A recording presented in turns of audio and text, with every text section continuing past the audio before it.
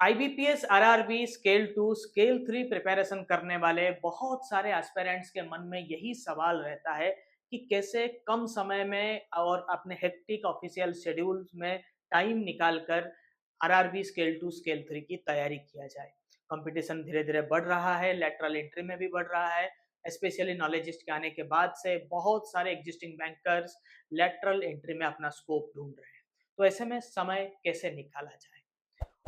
एक बार जो course join कर लेता है, क्लास शुरू कर लेता है, प्रिपरेशन स्टार्ट कर लेता है, उसके मन में ये सवाल नहीं होता है कि ऑटोमेटिकली वो अपने टाइम के साथ अकस्टम्ड हो जाता है। मगर जो शुरू नहीं करता है, बोला जाता है ना कि the first step is very important.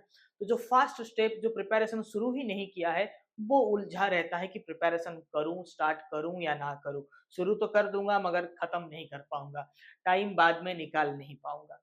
ऐसे में याद रखिए, एक बहुत ही अच्छी कहावत है, इंग्लिश में ये बोलते हैं, key is not to prioritise what is on your schedule but to schedule your priorities. जो आपके प्रायोरिटीज हैं आप उसको शेड्यूल उसी हिसाब से करिए, अपने वर्क लाइफ के हिसाब से। What you love to do you find time to do. अगर आपको लगता है कि प्रिपरेशन करने पर जो रिजल्ट निकल के आएगा, यानी कि जो लेटरल एंट्री में आपके सिलेक्शंस होंगे, आईबीपीएस, आरआरबी में हो, किसी दूसरे एग्जाम में हो, जिसमें भी सिलेक्शन आपका होगा, उसके बाद आपका लाइफ थोड़ा सा आसान हो जाएगा। तो आपको अगर ये इंटरेस्टिंग लग रहा है तो आप डेफिनेटली अपना समय निकाल पाएंगे प्रिपरेशन करने के लिए। और दूसरा काउंटर क्वेश्चन मुझे है, मैं पूछना चाहता हूँ उन सब लोगों को जो बोलते हैं कि क्या मैं समय निकाल पाऊंगा, मेरा शेड्यूल बहुत हेक्टिक है, क्या मैं निकाल पाऊंगा समय प्रिपरेशन करने के लिए। याद रखिए, जो भी IBPS, RRB, scale 2, scale 3 prepare करता है वो एक एग्जिस्टिंग बैंकर ही है। बहुत उनमें से बहुत 1% लोग होते हैं जो ऑलरेडी लेफ्ट आउट, जॉब छोड़ चुके हैं, उनके पास टाइम रहता है। बाकी 99% लोग आप ही की तरह है। कॉम्पिटेटिव एग्जाम में ये इंपॉर्टेंट नहीं है कि आपको कितना समय मिल रहा है, ये इंपॉर्टेंट है कि आपके काउंटर पार्ट को, यानी कि आपके जो कॉम्पिटिटर हैं उन्हें कितना समय मिल रहा है। फेयरली उतना ही टाइम मिल रहा है जितना आपको मिल रहा है। ठीक है, और आपका जो हेक्टिक शेड्यूल है वो चलता रहेगा, वो कभी खत्म तो होगा नहीं।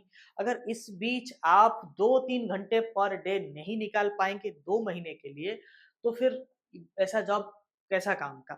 मान लीजिए कोई हेल्थ इमरजेंसी होता तो आप समय ही नहीं निकाल पाते, तो आप तो मर ही जाते। तो everywhere there is a scope to find out time. आप अगर आपको वर्कलोड ज्यादा दिया जा रहा है तो आप समय को कैसे चोरी किया जाएगा उनसे, उनके आंख के नीचे से निकल कर कैसे पढ़ाई पढ़ाई किया जाएगा, वो आप खुद ही ढूंढ लेंगे। अगर वो आपको लगता है कि वो जो वर्क लाइफ बैलेंस है आपके लिए सस्टेनेबल नहीं है, तो आप अभी से टाइम निकालना शुरू कर लीजिए। और मजे की बात यह है कि जितने भी हमारे एस्पिरेंट्स हैं, सबका शेड्यूल वैसा ही है, और नॉलेजिस्ट ने अपने ही एस्पिरेंट्स के टाइम को देखते हुए हमने खुद को वैसे ही अडॉप्ट कर लिया है कि रात को 9 बजे के बाद से हम अपनी जो है शुरू करते हैं कहानी। एक वो बहुत ही पुराना गज़ल है, पुराना नहीं, बहुत ही फेमस गज़ल है, अपनी तो ज़िंदगी शुरू होती है शाम से। कोई शराबी बोलता है कि अपनी ज़िंदगी शुरू होती है शाम से।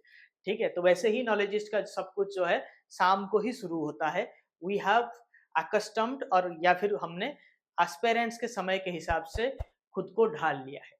तो अगर हम अपना समय निकाल के 9 बजे के बाद रात को 12-1 बजे तक हम स्टूडेंट्स के कोरीज, स्टूडेंट के साथ डिस्कशन, 11 बजे तक क्लास चलता है, कभी-कभी जो इंटरव्यूज होता है 12-1 बजे तक मैंने खुद लिया है।